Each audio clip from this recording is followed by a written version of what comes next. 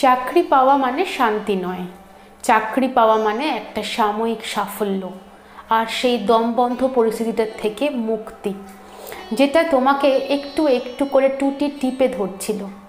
কিন্তু তার মানে এই নয় যে তুমি শান্তি পেয়ে গেলে। কিন্তু চাকরি পাবার পরে একটা উপলব্ধি তোমার হবে, সঙ্গে সঙ্গেই নয়, বরং বড্ড ধীরে ধীরে। এমন একটা উপলব্ধি যেটা তুমি অনুভব করবে ঠিকই, কিন্তু সবার সঙ্গে চাইলেই ভাগ করে নিতে পারবে না।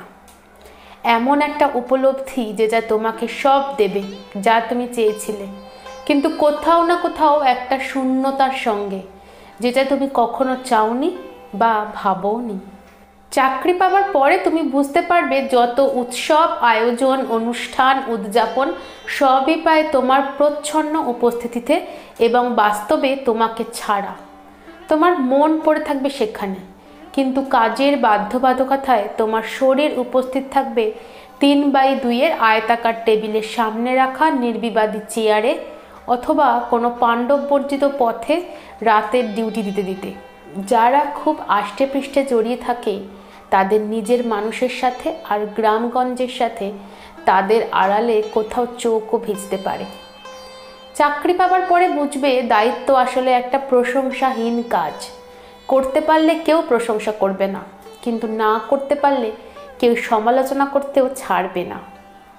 চাকরি পাওয়ার পরে বুঝবে পরিবার কতটা দামি।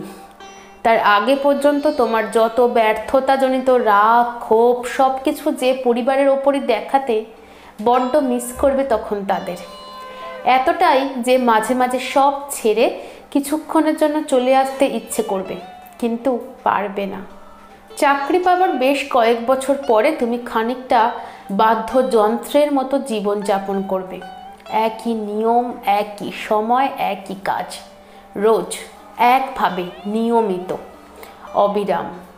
আর এটা তুমি অনুভব করবে, কিন্তু কিছু বলতে পারবে না, কারণ মাসের শেষে একটা SMS পেন কিলারের মতো তোমার সমস্ত ব্যথাকে অদ্ভুত কায়দায় ভুলিয়ে রাখবে সামনের কয়েকদিন। আর এভাবেই একটা সময় পরে অভ্যস্ত হয়ে যাবে।